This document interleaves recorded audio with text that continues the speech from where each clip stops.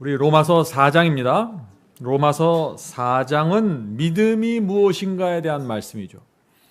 그런데 우리가 이 믿음을 알려면 무엇이 믿음이 아닌가를 알 필요가 또한 있는 것입니다. 왜냐하면 오늘날 교회에서 나눠지는 이 믿음들이 가짜가 많기 때문입니다. 그래서 오늘 가짜 믿음 세 가지를 좀 제가 여러분에게 소개해 드리려고 하는 것입니다.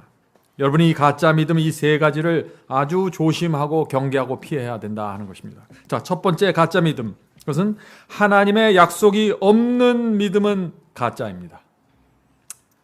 하나님은 약속하지 않았는데 나 혼자서 믿고 기다리는 것입니다. 하나님은 재물을 약속한 적이 없는데 나 혼자 열심히 기도하고 그것을 달라고 재촉하는 것입니다. 하나님께서는 내가 네 병을 고쳐주겠다고 약속한 적이 없는데 혼자 기대하고 기다리다가 낙담하고 믿음을 잃어버리는 것입니다. 가짜 믿음입니다. 그것은 믿음이 아니라 기대입니다. 내 개인의 희망사항이죠. 많은 사람들이 내 열성과 정성을 다하면 하나님께서 들어주실 것이라고 생각합니다. 정성을 다해서 기도하면 하나님께서 나를 위해서 어떤 결정을 하실 것이라고 생각하는 것이죠. 그것을 믿음이라고 생각하는 것입니다. 그것은 가짜 믿음입니다. 자, 왜 그것이 가짜 믿음일까요? 하나님의 약속이 없는 상태에서 믿고 기다리기 때문이죠. 물론 성경은 재물의 복을 이야기하고 치유의 복을 이야기합니다. 그런데 그런 복은 모든 사람에게 무조건 약속되어 있는 것은 아니라는 것입니다. 주실 것인가 말 것인가를 판단하는 분은 하나님이세요. 그것까지 믿는 것이 믿음이라 하는 것입니다. 그러므로 하나님의 약속이 없는 믿음을 가지게 되면 큰 혼돈 속에 들어가는 것입니다. 인생의 많은 시간을 낭비하게 되는 것이죠. 하나님에 대한 실망과 낙담 속에 빠질 수 있는 것입니다. 본인은 열심히 믿고 있는데 말이지. 이 문제가 오늘날 기독교에서 아주 심각한 것입니다. 자, 두 번째, 하나님의 말씀에서 벗어난 믿음은 가짜 믿음입니다. 자, 우리가 고장난 내비게이터 있죠? 내비게이터가 고장났습니다. 그런데 그 잘못된 고장난 내비게이터를 의지해서 어떤 목적지를 찾아가면 도착할 수 있을까요? 도착할 수 없죠. 길을 잃어버리게 되는 것입니다. 내가 아무리 부산을 간다고 철저하게 믿고 그 내비게이터를 바라보면서 가도 어떻게 돼요? 이상한 곳으로 빠져버리게 됩니다. 하나님의 말씀 성경과 일치하지 않는 것을 아무리 내가 철저하게 믿고 바라본다고 할지라도 그런 믿음은 우리를 하늘로 데려갈 수 없다는 것입니다. 그래서 예수께서 뭐라고 하셨나요? 나는 길이요 진리요 생명이니 나를 떠나서는 아무도 아버지께 올 자가 없다. 이 말씀은 정말 중요한 말씀입니다. 성도 여러분, 우리 믿음에서 진리가 빠져버린다는 것은 뭐예요? 나침판이 없다는 것입니다. 그런 믿음을 가지면 아주 불안정하게 됩니다. 나침판이 없고 정확한 진로가 없기 때문에 감정에 따라서 자꾸 흔들게 되는 것이죠. 그것은 굉장히 위험한 믿음입니다. 자, 세 번째 가짜 믿음은 뭐냐면은 헌신과 희생이 없는 믿음입니다. 행함이 없는 믿음입니다. 믿기는 믿어요. 그런데 헌신하지 않고 희생하지 않습니다. 행함이 없어요. 가짜 믿음입니다. 미국에 아주 유명한 야구 프로 선수가 있었습니다. 근데 그 선수가 야구장에 나오면은 아주 사람들이 열광을 하게 되는 것입니다. 왜냐하면은 이 위기의 순간일지라도 그 선수가 나오면 어김없이 안타를 치고 홈런을 날리기 때문이죠. 한 번은 그날도 이 만루가 되었는데 이 선수가 나와서 홈런을 쳤습니다. 만루 홈런을 친 것입니다.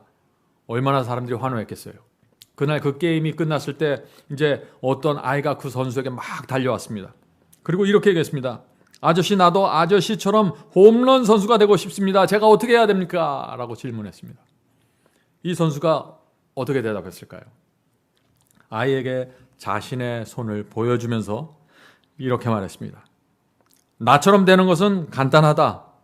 손바닥이 이렇게 굳은 살이 박히도록 또 흉터가 생기도록 연습하면 된단다. 비가 오나 눈이 오나 하루 1000개의 공을 치면 되는 거야. 날마다 2시간씩 웨이트 트레이닝을 하면 되는 거지. 야구 외에는 아무것도 생각하지 말아야 한다. 너는 정말 나 같은 선수가 되고 싶니? 아이가 또다시 질문합니다. 아니요, 나는 그렇게는 하고 싶지 않습니다. 다른 방법을 알려주세요. 나는 비디오 게임을 하루에 2시간 해야 되고 친구와 노는 시간도 필요합니다. 그렇게 하면서 여전히 홈런을 칠 수 있는 선수가 되길 바랍니다. 그 방법을 알려주세요. 성도 여러분, 오늘날 많은 그리스도인들이 이런 질문을 하는 것입니다. 하나님, 이 세상에서 재미도 보고 대접도 받으면서 하늘 갈 수 있는 방법을 가르쳐 주시옵소서.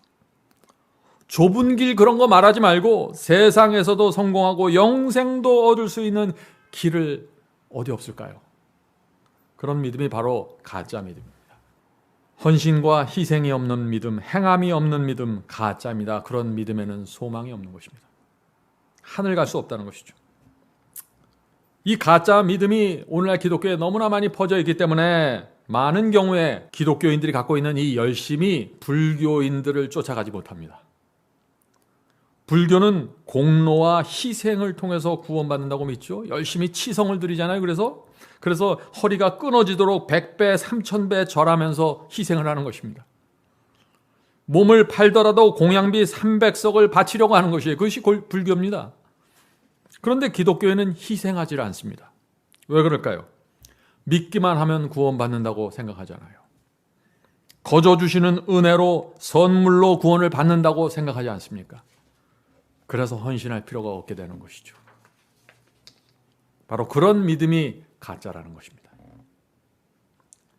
성도 여러분, 여러분은 어떤 믿음을 원하십니까? 이 세상에, 이 기독교 안에 여러분들이 원하는 메뉴대로 여러 종류의 믿음이 있습니다, 지금. 그런데 구원에 이르게 하는 믿음은 하나밖에 없다는 것입니다. 그것은 오늘 제가 말씀드린 이 3가지의 조건을 모두 갖고 있어야 된다는 것입니다. 첫째, 믿음은 하나님의 약속에 서 있어야 합니다. 여러분의 믿음은 하나님의 말씀과 약속 위에 있습니까? 믿음이 하나님의 진리 위에, 나침판같이 정확한 진리에 올려져 있나요? 여러분의 믿음이 헌신과 희생, 행함이 포함되어 있습니까? 이 3가지를 모두 갖고 있는 믿음이 성경이 말하는 진짜 믿음이라 하는 것이죠. 자, 믿음은 감정도 아니고 열심도 아닙니다. 많은 사람들이 엉터리 믿음을 갖고 있으면서 열심히 봉사하는 것입니다. 사람들은 누가 열심히 하면 저 사람은 믿음이 있다고 말하지만 그것은 열심일 뿐이지 그 사람의 믿음 위에 진리도 없고 나침판도 없고 열정도 없고 정확한 하나님의 약속에 기초되지 않았다는 것입니다. 어떤 사람들은 진리가 없으면서 하나님의 말씀이 무엇인지도 모르고 진리가 무엇인지도 모르고 관심도 없으면서 그저 교회에서 먹고 자면서 희생합니다. 참 신기해요. 그 모습을 보면. 율법주의자들도 마찬가지예요. 참된 믿음을 갖고 있지 않는데 바리새인 같은 사람들이 경건의 모양을 갖추어가면서 열심히 신앙하는 것입니다. 성도 여러분, 그래서 우리는 진짜 믿음이 무엇인가 알아야 하고 반드시 그것을 가져야 한다는 것입니다. 진짜 믿음이 무엇인지 모르면은요 미혹당합니다. 문제는 결국은 미혹당해요. 사탄이 그런 사람들을 내버려 두질 않아요. 자, 이제 로마서로 들어가겠습니다. 로마서 아브라함에 대한 믿음을 우리가 살펴보죠. 아브라함의 믿음은 어떤 믿음일까요? 아브라함 믿음 속에 우리가 말한 이 3가지 요소가 다 포함되어 있을까 하는 것을 좀 우리가 생각해보자 하는 것입니다. 로마서 4장 17절입니다. 로마서 4장 17절. 기록된 바 내가 너를, 자, 하나님이 아브라함을 많은 민족의 조상으로 세웠다 함과 같으니. 아브라함은 하나님의 약속을 분명하게 받았어요.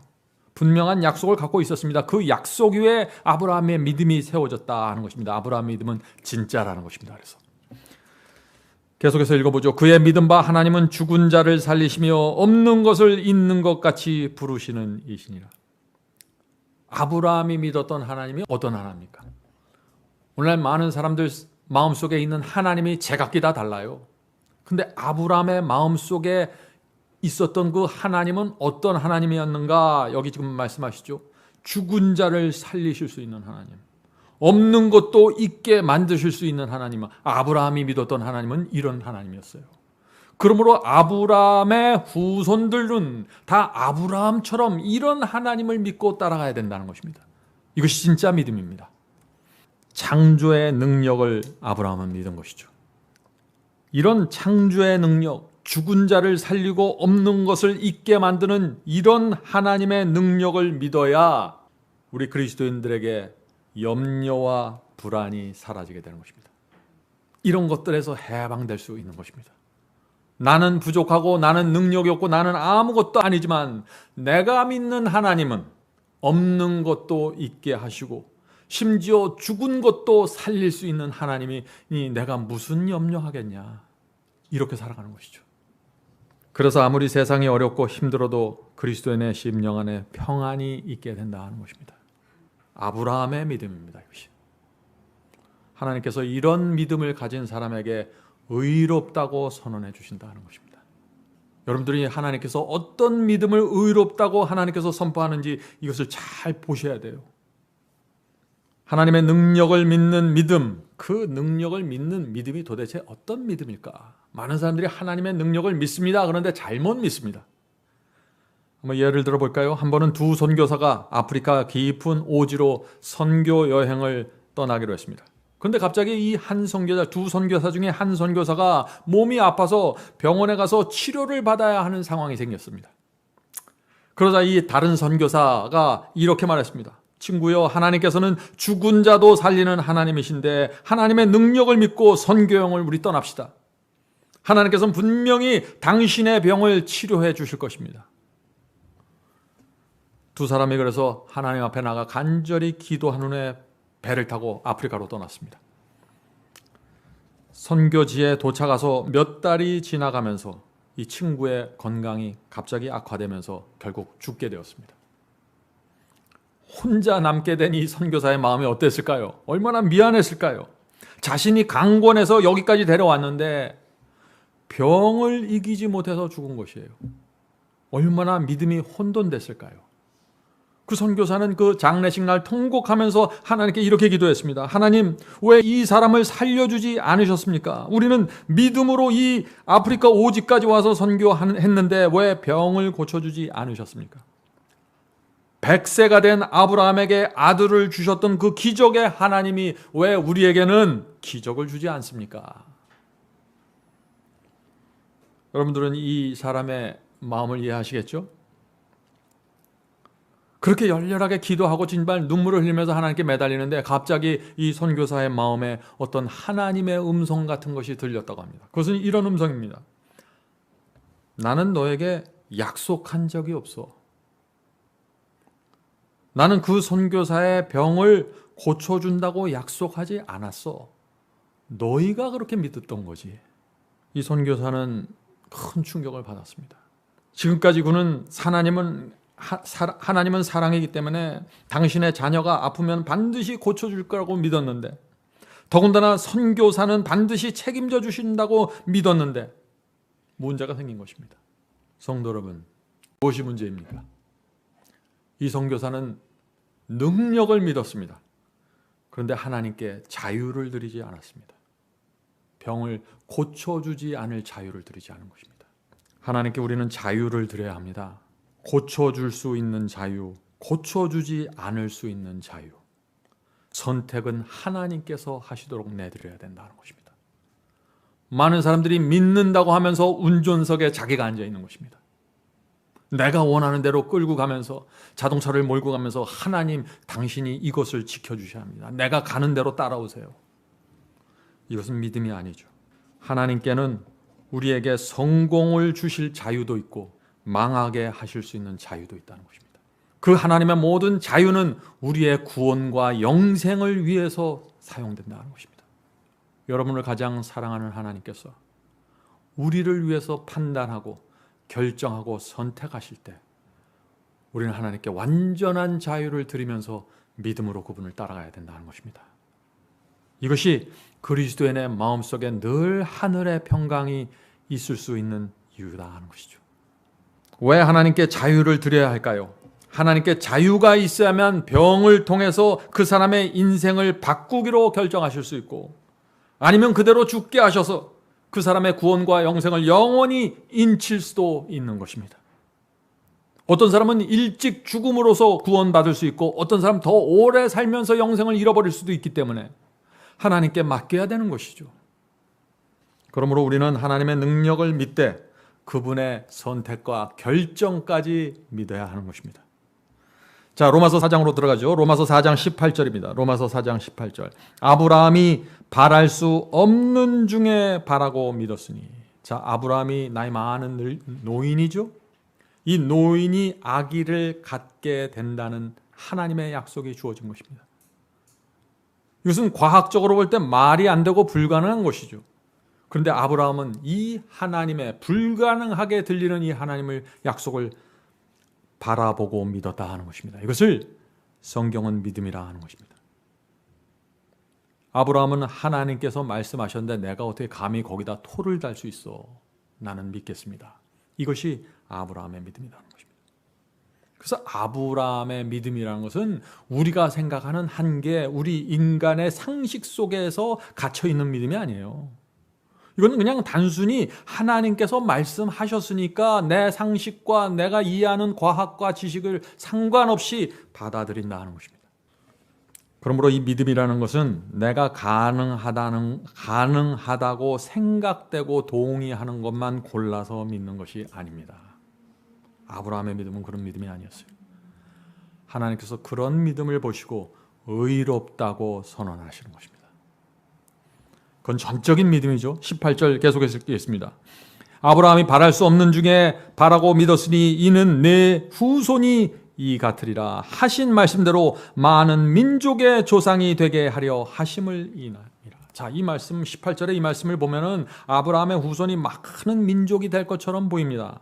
그런데 이 영어 성경을 보면은 이 후손, 아브라함의 후손이라는 이 후손이라는 단어가 단수로 기억됐습니다. seed라는 씨앗이라고 되어 있어요.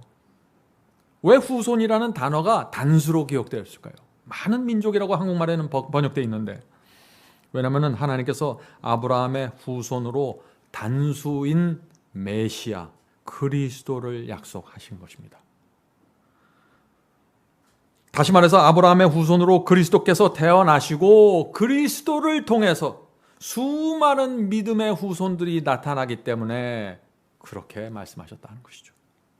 하나님의 약속입니다. 자, 그래서 갈라디아 3장 16절에 이런 말씀이 있는 것입니다. 갈라디아 3장 16절. 이 약속들은 아브라함과 그 자손들에게 말씀하신 것인데 여럿을 가리켜 그 자손들이라 하지 아니하시고 아브라함의 자손들 여럿이 아니라는 것이에요. 여럿을 가리켜 그 자손들이라 하지 않았고 오직 하나를 가리켜 네 자손이라 하셨으니 곧 그리스도라. 그래서 영어 성경에 단수, seed라는 씨앗이라는 표현을 했다 하는 것입니다. 자, 그런데 이 아브라함이 정말 자신의 후손으로 메시아가 나타나게 될 것을 알았을까요? 아니면 아브라함은 몰랐는데 우리가 지금 그렇게 해석하는 것입니까? 아브라함은 알았습니다. 요한복음 8장에 그 말씀이 나오죠. 요한복음 8장 56절입니다. 요한복음 8장 56절. 너희 조상 아브라함은 나의 때 볼 것을, 나의 때가 누구의 때요? 예수님이 지금 말씀하시는 거죠. 예수님의 때 볼 것을 즐거워하다가 보고 기뻐하였느니라. 아브라함이 알았나요? 그렇습니다. 예수께서는 이 아브라함이 자신의 후손으로 메시아가 나타날 것을 알았고 그것을 보고 즐거워하고 기뻐했다고 했습니다. 자, 영어 성경에 이 후손이라는 단어가 seed, 씨앗, 단수로 되어 있죠. 여기엔 또 다른 의미를 우리가 또 생각해 볼 수 있는 것입니다. 씨앗은 무엇입니까? 나무의 성질과 생명을 담고 있는 것이죠. 그러므로 이 아브라함의 후손도 아브라함이 갖고 있던 그 믿음의 성질과 생명을 담고 있어야 된다는 것입니다. 이런 점에서 볼 때 오늘날 기독교에서 가르치는 믿음에는 큰 문제가 있죠. 많은 교인들이 우리는 아브라함의 후손입니다 라고 말하죠. 그런데 아브라함이 갖고 있던 그 믿음의 특징과 생명이 없는 것입니다. 아브라함의 자손이 아니죠, 사실은. 그래서 수많은 사람들이 가짜 믿음을 갖고 있다는 것입니다. 그래서 오늘 우리는 이 로마서 4장에서 정말 아브라함의 믿음이 어떤 것인지, 하나님께서 그 믿음을 어떻게 끌고 가시는지 그것을 좀 보아야 한다 하는 것입니다. 성도 여러분, 이 아브라함이 하나님의 약속을 믿었을 때, 하나님의 약속을 믿고 받아들였을 때 하나님께서 그 모습을 보면서 그 마음이 어땠을까요? 정말 기뻤을 것입니다. 그렇죠? 이 세상 사람 아무도 믿지 않는데 너는 내 말을 믿어주는구나. 그 하나님 마음속에 있던 그 기쁨이 아브라함에게 너는 의롭다 하는 선언을 내리게 만들었다는 것입니다. 그래서 히브리서 11장에서 믿음을 뭐라 그래요? 믿음은 하나님을 기쁘게 하는 것이니. 믿음의 성질입니다, 이것이. 저와 여러분의 믿음 속에 정말 하나님을 기쁘게 하는 그 믿음이 있습니까? 하나님께서 뭐라고 말씀하셔도 이 세상 사람들은 다 믿지 않는데 저는 믿겠습니다. 이 세상 사람들이 다 믿지 않는 계명을 저는 믿겠습니다. 이 세상 사람들이 다 믿지 않는 어떤 교리와 진리를 저는 믿고 따라가겠습니다. 이것이 하나님의 마음에 기쁨을 누린다는 것입니다. 여러분들의 자녀가 여러분들이 무엇을 말하는지 믿고 받아들인다면 여러분의 마음이 어떨까요? 기쁨이 있는 것이죠. 바로 그것이 하나님으로 하여금 너는 의롭다 하고 칭의를 주게 한 요소가 된다는 것입니다. 자, 어떤 상황에서도 하나님의 말씀을 믿고 따라가는 믿음, 하늘은 그런 믿음을 보면서 환호한다는 것입니다. 그런 믿음이 의롭다 하심을 받는 믿음이다 하는 것입니다. 자, 로마서 들어가겠습니다. 로마서 4장 19절 보겠습니다. 로마서 4장 19절. 그가 아브라함이죠. 그가 100세나 되어 자기 몸에 죽은 것 같음과 사라의 태의 죽은 것 같음을 알고도 믿음이 약하여지지 아니하고, 이 팔순의 나이가 되면서 하나님께서 아들을 아브라함에게 약속을 하셨는데 언제 아기를 주셨어요? 실제로 주신 거는 100세, 아브라함이 100세 때예요. 사라가 90세가 되었을 때입니다.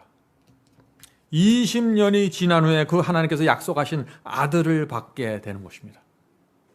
이제 말이 쉽지 20년 동안 아브라함은 엄청난 시험을 당하는 거예요. 점점 늙어가는 자신의 모습을 보여요. 매해 새로운 해가 될 때마다 금년에도 이 자식이 안 왔구나. 거울을 보고 얼굴을 보면서 주름살을 볼 때마다 언제나 그 아이가 주어질까. 이제 점점 더 불가능해지는데, 부인의 몸을 볼 때, 얼굴을 볼 때마다 아브라함 속에 마음속에 어떤 생각이 들었을까요? 80세 때 그 약속을 처음 믿었을 때도 사실은 불가능한 것인데 이제 100세가 가까이 되면서 수많은 생각들이 머릿속에 지나가게 되는 것입니다. 극심한 시험을 받는 것입니다. 성도 여러분, 그런데 이 사탄이 이 모습을 옆에서 지켜봤을까요? 다 지켜보는 것이죠. 하나님께서 아브라함을 믿음의 조상으로 세우려고 하는 그 하나님의 계획을 이 사탄이 알았을까요? 당연히 알죠. 옆에서 다 대화를 듣고 있는데. 그래서 사탄이 맹렬하게 공격을 하는 것입니다. 아브라함의 마음속에 수없이 불신과 의심을 풀어놓는 것입니다. 이웃들과 가족들의 말들을 통해서. 우리는 아브라함의 삶 속에 있었던 실제적인 고민을 좀 이해해야 된다는 것이죠. 그가 어떤 과정을 거쳐서 결국에는 믿음의 조상으로 세워지게 되었는지 그것을 보아야 된다는 것입니다. 많은 사람들이 하나님께서 이 약속을 믿었으니까 의롭다 하심을 받는다. 그러니까 나도 이제 약속만 믿으면 의롭다 하심을 받고 난 구원받는구나. 너무나 단순하게 생각하는 것입니다. 이것을. 아브라함은 하나님께서 아들을 주겠다는 그 약속을 받은 후에 자기의 이름까지 바꾸게 됩니다. 자, 창세기 17장에 그 말씀이 있죠. 창세기 17장 4절과 5절입니다. 내가 너와 내 언약을 세우니 너는 열국의 아비가 될지라. 이제 후로는 내 이름을 아브람이라 하지 아니하고 아브라함이라고 하리니 이는 내가 너로 열국의 아비가 되게 함이니라. 자, 하나님께서 이름을 아브람에서 아브라함으로 바꿔주셨죠? 바꾸라고 말씀하시는 것입니다. 이것도 아브라함에게는 큰 부담이었을 것입니다. 왜 그래요? 이 아브람이라는 것은 존귀한 자, 고귀한 자라는 뜻인데 아브라함으로 이름을 바꾸면 그 이름의 뜻이 전혀 달라집니다. 무슨 뜻인가요? 열국의 아버지, 열국의 조상이 되어버리는 것입니다. 자녀는 하나도 없는데 말이죠. 네? 이름을 바꾸는 이 아브람의 모습을 한번 상상해 보세요, 여러분들. 이 늙은 아브라함이 많은 사람들을 만나게 되는데 수많은 손님들이 오는데 만나는 사람마다 진짜 질문을 하는 것입니다. 이런 질문을 하는 것입니다. 아, 선생님 성함이 어떻게 되십니까? 아브라함이 뭐라고 대답할까요? 아, 내 이름은 저 열국의 아베의 많은 나라의 조상입니다. 그렇게 말합니다. 그럼 사람들이 어떻게 할까요? 자식이 몇 분이나 되시길래 도대체 이름이 그렇게 됐습니까? 자식은 하나도 없습니다. 근데 그런 이름을 갖게 되었습니다, 제가. 하나님께서 나에게 그 이름을 주셨습니다. 그래서 지금 나는 수십 년째 지금 아들을 기다리고 있습니다. 사람들이 웃었겠죠? 사람들이 또 무슨 얘기를 할까요? 아니, 지금 나이가 몇이신데 아직도 아들을 기다리십니까? 그런 거는, 그런 신앙은 믿음이 아니라 그건 빗나간 것이고 광신같이 보입니다. 이 아브라함이 만나는 사람마다 가는 곳마다 이름을 소개할 때마다 명함을 내밀 때마다 어떻게 돼요? 사람들이 소곤거리고 조롱하는 음성을 듣게 되는 것입니다. 사람들이, 동네 사람들이 이런 얘기를 할 수 있죠. 아브라함은 나이가 들더니 정신이 이상해진 것 같아. 어떻게 저 나이에 이름을 열국의 아비라고 바꿀 수 있어? 아브라함은 뭐 하나님의 음성을 들었다고 하는데 아마 환청을 들었을 거야. 하나님께서 진짜 말씀하셨으면 지금까지, 아직까지 자식을 주지 않을 리가 없잖아. 하나님께서 이제부터 내 이름은 아브라함이 아니라 아브라함이라고 했을 때 아브라함이 이런 예측을 할 수 있었을까요? 당연히 할 수 있죠. 자기 나이가 있는데. 그런데 아브라함 또 이름을 바꾼 것입니다. 이것이 믿음이고 헌신이고 희생이라는 것입니다. 우리도 그래서 아브라함의 믿음으로 나가면은요, 우리 주변에서 이런 조롱과 놀림이 올 수 있는 것입니다. 그것을 이상하게 생각하면 안 되는 것이죠. 그런데 이런 아브라함도 자신의 생애 속에서 아주 크게 넘어지는 경험을 한 번 했나요? 여러 차례 했습니다. 우리가 잘 아는 대로 이 아브라함은 아내를 뭐라고 속였어요? 누이라고 속였죠. 네? 아주 치사하고 유치한 속임수였습니다. 위험을 넘기기 위해서 부인을 누이라고 속였으니 어떻게 돼요? 그 다음에 자기 부인을 볼 면목이 있겠어요? 종들과 친척들을 어떻게, 무슨 얼굴로 볼까요? 이 아브라함이 얼마나 창피했을까요? 그런데 사람들이 아브라함을 향해서 손가락했을지 모릅니다. 맨날 믿음대로 산다고 하는데 어떻게 저런 일을 할 수 있어? 그렇게 생각했을 거예요. 그런데 아브라함은요, 그런 일들을 통해서 깊은 교훈을 배워가는 것입니다. 아브라함이 가나안에 머문 지 10년이 지나갑니다. 86세가 되었습니다. 그때 또다시 믿음이 크게 흔들리면서 쓰러지는 일이 생기게 됩니다. 어떤 일인가요? 아브라함이 거울을 볼 때마다 자기의 모습이 초췌해지고 노쇠해지는 모습을 보죠. 마음이 조급해지는 것입니다. 아내의 모습을 보죠. 마음이 초조해지는 것입니다. 그래서 어떤 일을 합니까? 스스로 아들을 만들어야겠다. 하나님께서 약속을 성취시키지 않으니까 나라도 성취시켜 드려야지. 이런 생각을 하는 것이죠. 그래서 어떻게 합니까? 여종 하갈을 취해서 이스마엘을 낳게 되는 것입니다. 아브라함에게 왜 이런 불신이 생겼을까요? 아브라함은 아들을 주시겠다는 하나님의 약속은 받아들였습니다. 의심 없이 받아들였어요. 그래서 의롭다 하심을 받은 것입니다. 그런데 하나님께서 당신의 약속을 성취시키는 시간과 방법을 받아들이지 못한 것입니다. 믿음이 거기까지 나가지 못한 것이에요. 성도 여러분, 의롭다 하심을 받은 후에 그 믿음은 성장해 나가는 것입니다. 우리의 삶에 들어오는 여러 가지 시련과 사건들을 통해서 이 믿음은 성장하는데 하나님께서 이것을 끌고 가신다는 것이에요. 아브라함은 죽은 몸에서도 아들을 만들어낼 수 있다는 하나님의 그 창조의 능력을 믿었습니다. 그런데 그 약속이 이루어지는 시간, 그 시간이 지체되는 시험을 견디는 데 실패했던 것입니다. 성도 여러분, 조심해야 합니다. 기다리는 믿음도 배워야 하는 것입니다. 단순히 하나님의 말씀을 믿을 뿐 아니라 그 하나님의 말씀이 내 생애 속에서 이루어지는 데까지 걸리는 시간이 필요하다는 것입니다. 그것을 믿고 기다리고 바라보는 것이 믿음의 성장이라 하는 것입니다. 성도 여러분, 우리가 아브라함의 생애를 보면서 중요한 사실을 하나 알아야 됩니다. 그것은 뭐냐면은 하나님께서는 결코 포기하지 않으신다는 것입니다. 결코 실망하지 않습니다. 아브라함이 자기 아내를 누이라고 속였을 때, 그 유치한 일을 했을 때 하나님은 여전히 옆에 계셔서 그를 기다려 주셨다는 것입니다.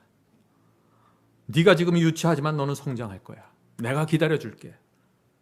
네 아내와 가족들과 종들은 실망해도 나는 실망하지 않을 거야. 난 기다리고 있을 거야.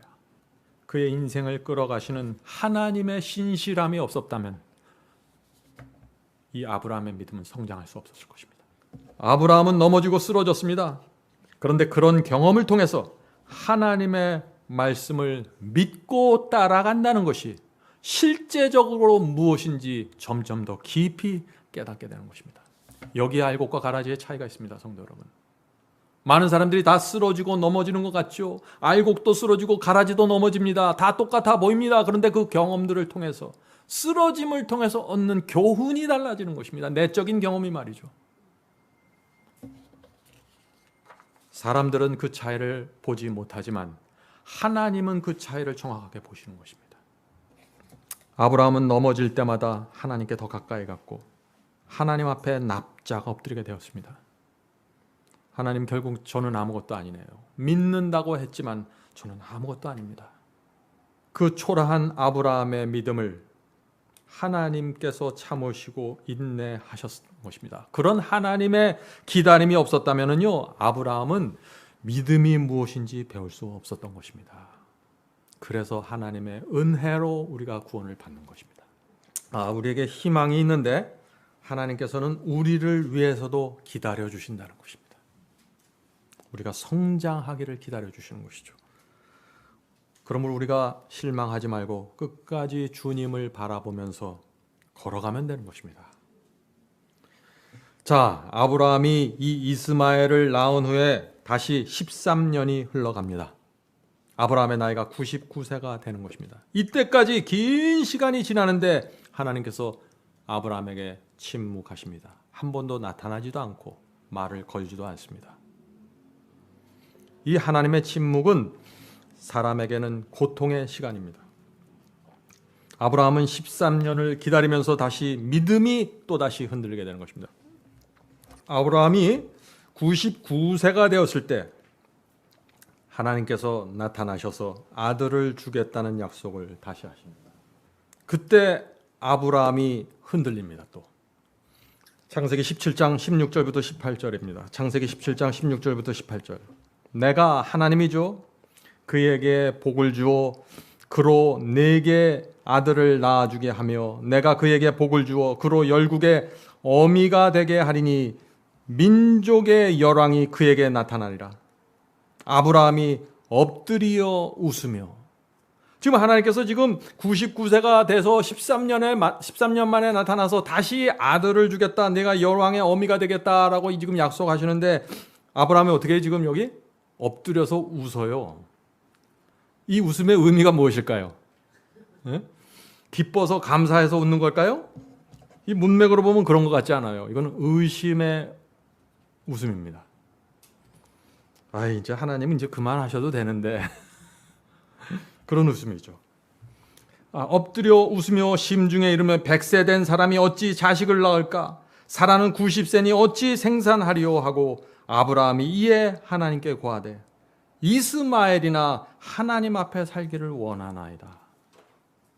여러분들 이 말씀의 의미를 아시겠죠? 그런데 아브라함의 믿음이 왜 또다시 흔들렸을까요? 자기의 피가 섞인 이 이스마엘을 키우면서 자기의 마음과 애정이 다 이스마엘로 다 넘어가 버렸습니다. 그래서 18절에 보면은 방금 저희가 읽은 것처럼 이스마엘이나 하나님 앞에 살았으면 좋겠습니다. 이스마엘을 낳은 후 아브라함이 13년을 왜 기다려야 했을까요? 창세기 17장에 그 이유가 나옵니다. 창세기 17장 24절 26절입니다. 아브라함이 그 양피를 벤 때는, 양피를 벤 게 뭐예요? 할례 받는 때라는 거죠. 그 양피를 벤 때는 99세였고 그 아들 이스마엘이 양피를 벤 때는, 할례 받은 때는 13세이었더라. 당일에 아브라함과 그 아들 이스마엘이 할례를 받았고. 자, 이스마엘은 아브라함의 불신 때문에 낳은 자식입니다. 하나님께서 원했던 자식이 아니죠. 그런데 하나님께서는 그 이스마엘마저도 냉혹하게 대하지 않으셨다는 것입니다. 무슨 말이에요? 이 하나님께서 자비하셔서 이스마엘이 성장해서 집을 떠날 수 있을 그 나이 13살이 될 때까지 기다려주시는 것입니다. 그러니까 자연히 이삭의 출생은 지연되는 거예요. 이 이스마엘이 커서 할례 받는 나이가 될 때까지 이삭의 출생이 지연되었다 하는 것입니다. 하나님께서 이 이스마엘이 13살이 되던 해에 할례를 받게 하고 그 해 바로 사라를 수태케 하셔서 아브라함이 100세가 되었을 때 이삭을 얻게 되는 것입니다. 성도 여러분, 우리도 마찬가지입니다. 우리의 불신 때문에 믿음이 성장하지 않게 되고 하나님의 약속이 자꾸 지체되는 것입니다. 우리의 불신 때문에 하나님께서 주고자 하는 복이 자꾸 지체되는 것이에요. 성도 여러분, 많은 경우에 우리가 어린아이처럼 단순한 믿음으로 나가면은 어떻게 돼요? 미련한 것처럼 보이죠? 일이 지체되는 것처럼 보이죠? 그렇지 않습니다. 그런 어린아이같이 단순한 믿음이 오히려 하나님의 약속과 성취를 가장 빠르게 당겨오는 것입니다. 우리가 이 신앙의 비밀을 이해하면 할수록 우리가 하나님 앞에 아주 단순한 어린아이의 모습으로 나가게 된다는 것입니다.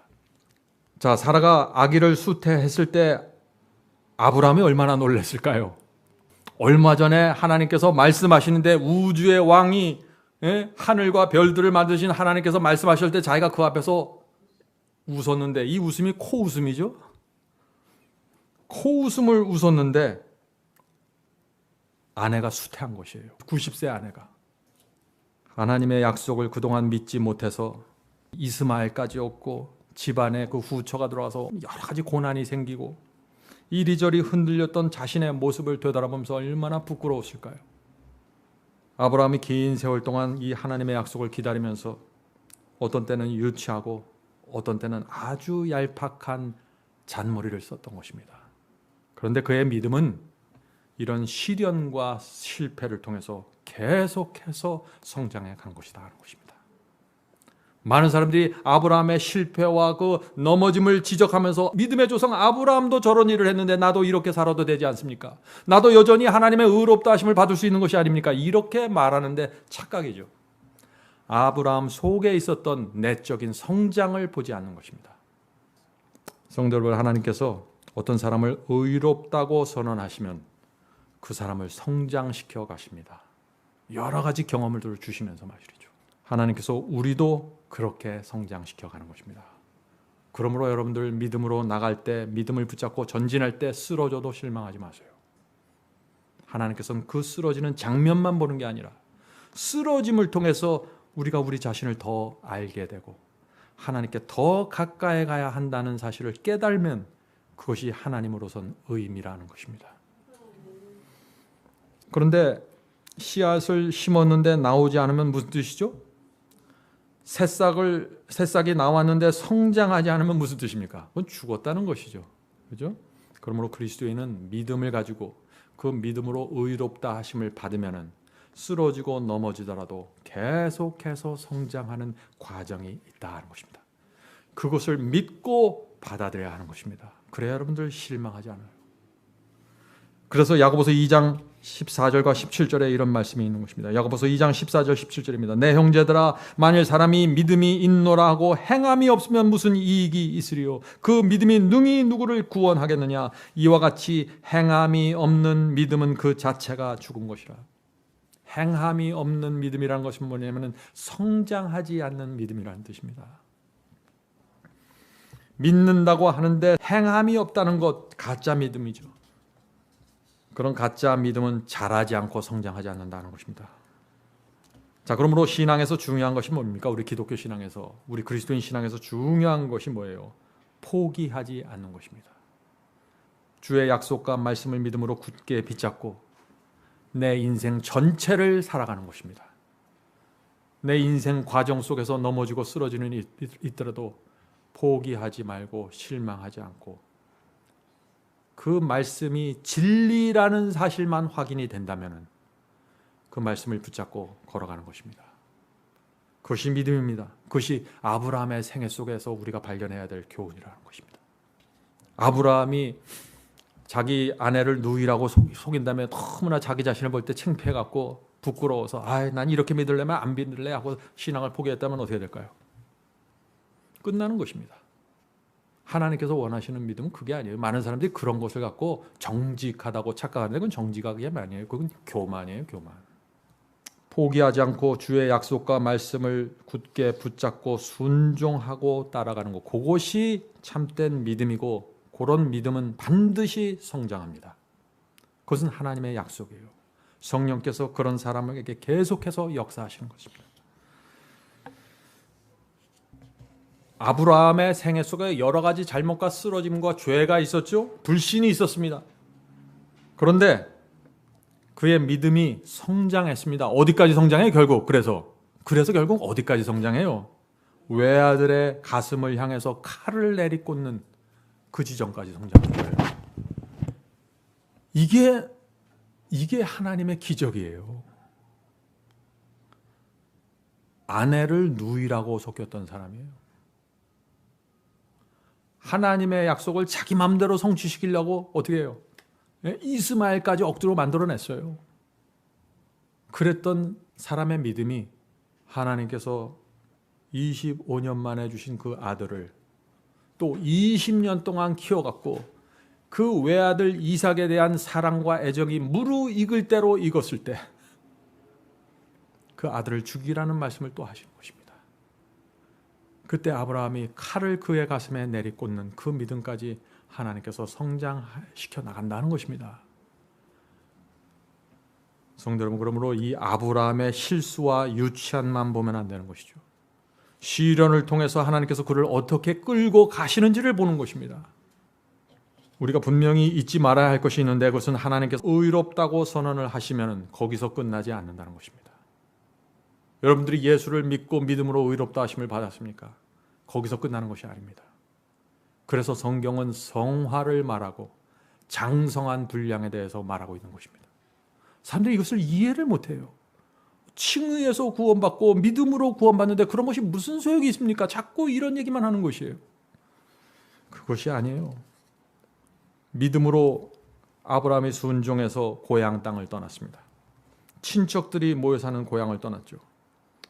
그가 하나님께서 가라고 하는 땅에 갔습니다.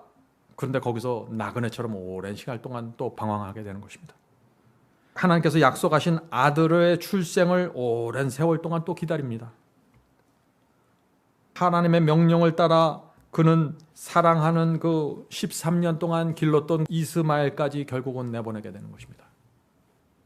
하나님께서 이 이삭에 대한 아브라함의 애정이 20년 동안 키워졌을 때 그의 인생에서 가장 큰 시련을 또 다시 한번 허락하시죠. 창세기 22장 2절입니다. 창세기 22장 2절. 하나님께서 이르시되 내 아들 내 사랑하는 독자 이삭을 데리고 모리아 땅으로 가서 내가 네게 일러준 한 산 거기서 그를 번제로 드리라. 자, 번제로 아들을 드리라 할 때 이 번제가 뭐예요? 아브라함은 이 번제가 뭔지 정확하게 알아요. 번제가 뭐예요? 양을 죽여서 껍데기를 벗기는 것입니다. 그 몸을 다 조각내버리는 거예요. 그게 번제예요. 아브라함의 마음이 어땠을까요? 마음이 찢어지는 것이죠. 이거는 어떻게 말할 수 없는 것입니다. 아브라함의 하나님의 이 말씀에 순종할까요? 순종했습니다. 물론 아브라함의 마음에 고민이 있었겠죠. 모리아산을 향해서 이삭을 데리고 3일 길을 걸어가면서 얼마나 많은 고민에 빠졌을까요? 모리아산은 아브라함의 집에 바로 건너편에 있는 산이 아니에요. 3일 길을 걸어가야 되는 것입니다.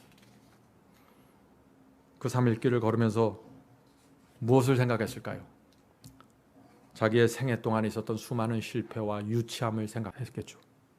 하나님의 말씀에 대한 믿음이 흔들릴 때마다 여러 가지 어려운 일들이 생기고 결국은 자기의 아이디어와 생각이 잘못되었다는 것을 되돌아보면서 확인하게 되는 것입니다.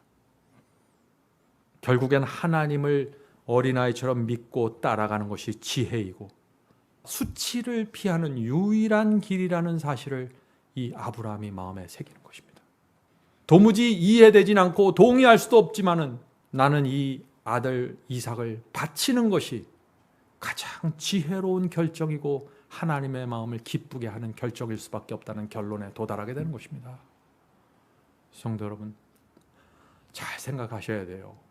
우리의 지난 생애 동안 우리는 얄팍하게 이것이 지혜이고 이것이 꾀라고 결정했던 수많은 일들이 결국엔 내 생애를 무너뜨리고 나를 유치하게 만들었고 내 생애에 치욕을 돌렸던 일들이 얼마나 많이 있습니까? 이제라도 우리가 믿음으로 나가야 되는 것입니다. 결국 하나님께서 이 120살이 된 이 아브라함의 믿음을 모리아 산에 번제로 바치는 데까지 하나님께서 끌고 가시는 것입니다. 하나님의 은혜죠. 아브라함의 믿음은 하나님께서 원하시는 그 지점까지 성장하게 된 것입니다. 그래서 아브라함을 믿음의 조상이라고 부르는 것입니다. 무슨 뜻이에요? 우리의 믿음도 도무지 이해할 수 없는 것을 믿고 받아들이는 그 지점까지 하나님께서 데려가길 원하신다는 것입니다. 우리가 그렇게 믿으려면 어떻게 돼요? 하나님께 대한 전적인 신뢰가 있어야 되죠. 창세기 15장에서 이 아브라함은 도무지 불가능하게 보이는 것을 믿었습니다. 아들을 주시겠다고 했을 때 늙은 아내의 몸에서 아들이 나오겠다는 그 말씀을 믿고 받아들였어요. 하나님께서 그 믿음을 보시고 의롭다고 여겨주셨습니다. 그런데 그 의롭다함을 받은 아브라함의 믿음이 거기서 멈추지 않았다는 것입니다. 창세기 22장에 와서 이삭을 번제로 바치는 지점까지 온 것입니다. 창세기 15장의 믿음이 창세기 22장의 믿음으로 성장하는 것, 여러분들 이거 잊으시면 안 됩니다. 오늘 많은 그리스도인들이 창세기 15장에 있는 의롭다 하심을 받는 그 장면만 생각하는 거예요. 아니에요. 하나님의 뜻은 거기서 멈추지 않는 것입니다. 아브라함의 생에서 하나님께서 결국 승리하십니다. 수많은 도전과 위협과 의심과 불신 속에서 계속해서 이 아브라함의 믿음은 성장해 간 것입니다. 하나님께서 승리하신 것이죠. 성도 여러분, 우리의 믿음도 계속해서 전진해야 될 필요가 있는 것입니다. 지난 한 주일 동안 여러분의 생애 속에서 어떤 시련과 흔들림이 있었나요? 그때가 바로 성장할 수 있는 기회가 되는 것입니다. 자, 창세기 22장에서 하나님께서 아브라함에게 복을 주시고 후손을 번창하게 하시는 그 약속을 성취시키는 이유가 분명히 나옵니다. 창세기 22장 보죠. 창세기 22장 16절부터 18절입니다. 여호와께서 이르시기를 내가 나를 가리켜 맹세하노니. 지금 하나님께서 맹세하시는 말씀이에요. 어떤 맹세를 하나요? 이것입니다. 네가 이같이 행하여 네 아들 네 독자를 아끼지 아니하였은즉. 성도 여러분, 이것이 하나님께서 아브라함을 믿음의 조상으로 세우신 이유입니다. 하나의 모본으로 세웠어요. 아브라함처럼 되라고. 외아들까지 하나님께 번제로 바친 그 믿음을 말하는 것이죠. 계속해서 읽겠습니다. 내 아들 내 독자를 아끼지 아니하였은즉 내가 내게 큰 복을 주고. 자, 이 복이 어떤 복입니까? 물질의 복입니까? 아니죠. 아브라함은 이미 아들을 받았어요. 이미 많은 종들과 땅을 가지고 있습니다. 물질의 복을 얘기하는 것이 아니에요. 여기서는 구원의 복, 영생의 복을 얘기하는 것이에요.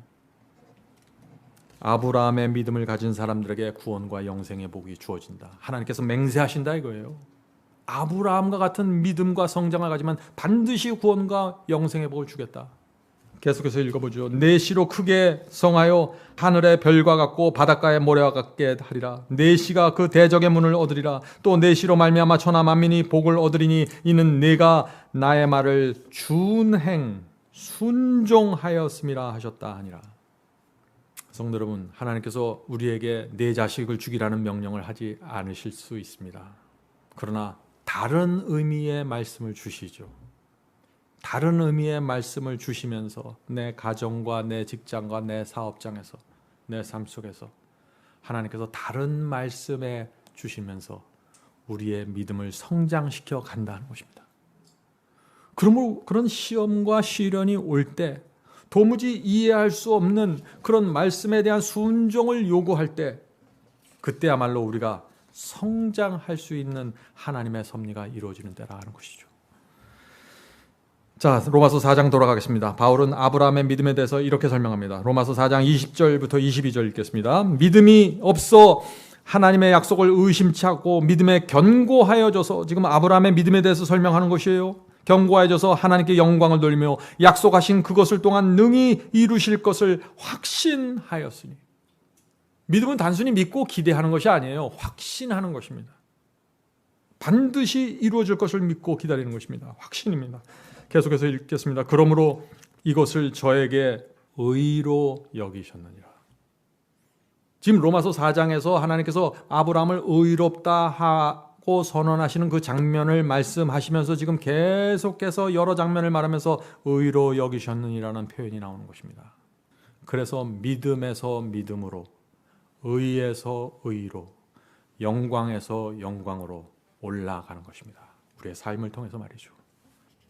약속을 의심하지 않는 믿음, 견고한 믿음, 하나님께 영광을 돌리는 믿음, 한 번 약속하신 것은 반드시 이루어질 것이라는 확신, 이것이 아브라함의 믿음입니다. 자, 성도 여러분, 오늘날 기독교에서 말하는 일반적인 믿음과 지금 바울이 로마서 4장에서 말하는 믿음의 차이가 있습니까? 여러분들 그 차이를 보이십니까? 보아야 됩니다. 자, 23절 보겠습니다. 23절. 저에게 의로 여기셨다 기록된 것은 아브라함만 위한 것이 아니요. 지금 하나님께서 아브라함에게만 그런 믿음을 요구하는 것이 아니에요. 아브라함에게만 의의 표준을 그런 식으로 적용한다는 것이 아닙니다. 모든 사람들에게 동일한 의의 표준을 요구하신다는 것입니다. 성도 여러분, 이것은 어렵게 생각하실 필요가 없습니다. 하나님을 믿으면 되는 것이 정말 믿으면. 그냥 믿는 것이 아니라 하나님을 정말 믿으면은 그렇게 되는 것입니다. 자, 24절 보겠습니다. 의로 여기심을 받은 우리도 위함이니 곧 예수 우리 주를 죽은 자 가운데서 살리신 이를 믿는 자니라. 25절. 예수는 우리 범죄함을 위하여 내어줌이 되고 또한 우리를 의롭다 하심을 위하여 살아나셨느니. 지금 바울이 로마서 4장에서 아브라함의 믿음을 처음부터 끝까지 쭉 내려오다가 24절, 25절에 와서는 갑자기 그리스도의 죽음과 부활에 대해서 얘기를 해요. 그래서 많은 사람들이 당황하는 것입니다. 이게 왜 갑자기 이 대목에서, 이 장면에서 예수님이 나오냐 하는 얘기죠. 이것은 다 연관되어 있는 것입니다. 바울은 논리적인 사람이죠. 바울은 먼저 아브라함이 죽은 사라의 몸에서 하나님께서 그 생명을 만들 수 있다는 사실을 말했습니다. 아브라함이 그것을 믿고 받아들였습니다. 그럴 때 아브라함이 의롭다 하심을 받았다고 말했습니다. 그와 마찬가지로 하나님께서 죽은 그리스도의 몸을 무덤에서 일으켜서 살릴 수 있다는 사실을 믿고 받아들이면 그런 사람들은 의롭다 하심을 얻게 된다는 사실을 말하고 있는 것입니다. 그러므로 여러분께서 예수 그리스도를 구세주로 영접하고 그리스도께서 죽었다가 무덤에서 부활하셨다는 그 사실을 믿음으로 받아들이면 하나님께서 여러분의 그 믿음을 보시고 의롭다 하고 선언하신다는 것입니다. 성도 여러분, 우리가 정말 하나님께서 죽은 몸에서 생명을 만들어낼 수 있다는 사실을 정말 우리가 믿으면은 우리는 제가 읽어드릴 이 말씀도 믿어야 하는 것입니다. 이 말씀의 기독교 신앙의 핵심이 되는 말씀입니다. 로마서 6장 3절부터 4절입니다. 로마서 6장 3절부터 4절. 무릇 그리스도 예수와 합하여 침례를 받은 우리는 그의 죽으심과 합하여 침례 받는 줄을 알지 못하느뇨. 그러므로 우리가 그의 죽으심과 합하여 침례를 받음으로 그와 함께 장사되었나니. 우리가 예수님과 함께 장사된다는 것이죠. 물속에서 침례 받는 것입니다. 이는 아버지의 영광으로 말미암아 그리스도를 죽은 자 가운데서 살리심 같이 우리로 또한 새 생명 가운데서 행하게 하려 함이니라. 성도 여러분, 이것을 믿으시면 하나님께서 여러분을 의롭다고 선언하실 것입니다. 이제 여러분이 좀 대답해 보시기 바랍니다. 여러분은 하나님께서 우리 죽은 육신에서 새 생명을 만드셔서 거듭나게 할 수 있다는 사실을 믿으십니까? 이것을 믿으면 하나님께서 의롭다고 선언하십니다. 새 생명으로 일어나서 죄를 이기고 승리할 수 있게 하심을 여러분은 믿습니까? 이것을 믿으면 하나님께서 의롭다고 선언해 주시는 것입니다. 지금 바울이 그것을 말하는 것이에요. 그래서 아브라함의 믿음을 얘기하면서 죽은 사라의 태에서 생명이 나는 것을 말하면서 그리스도께서 무덤에 죽었다가 3일 만에 부활하는 새로운 생명으로 일어난 것을 말하면서 침례를 받으면서 죽은 우리가 침례를 통하여 새 생명으로 올라온다는 것을 말하는 것입니다. 계속해서 연관을 가지고 지금 말씀하시는 것이죠. 하나님께서 의롭다고 선언하는 믿음 중에 반드시 이 믿음이 포함되어야 한다 하는 것입니다. 우리 속에 새 마음을 주시고 우리 죽은 육체 속에서 새 생명을 주셔서 거기서 열매를 만들어내시는 그 믿음 말이죠. 성도 여러분, 이 로마서에서 바울이 믿음을 어떻게 설명하는지 잘 이해하셔야 돼요. 그냥 아브라함이 믿었으니 의롭다 하심을 받았다, 이 수준에서 끝나면 그건 믿음이 아니에요. 그건 가짜 믿음이죠. 오늘날 기독교회는 예수님의 죽음과 부활을 믿습니다. 그것을 믿으면 하나님께 의롭다 하는 이 칭의를 받는다고 가르칩니다.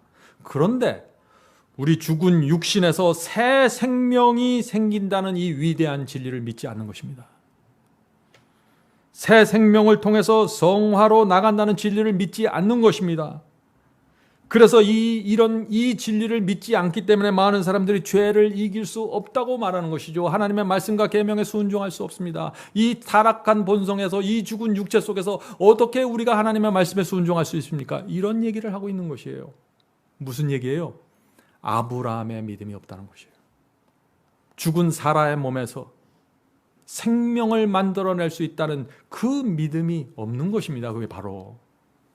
그래서 이 죽은 몸에서 하나님께서 새 생명을 만들어낼 수 있다는 이 진리를 믿고 그 경험을 기대하고 소원하는 사람에게 하나님께서 의롭다 하는 선언을 해주시고 그의 경험을 하나님께서 원하시는 대로 끌고 가신다는 것입니다. 새 생명을 믿어야 새 생명에 의거한 그리스도인의 삶이 가능해지는 것이에요. 그래서 너희 믿음대로 되리라 하는 말씀이 나오는 것이에요.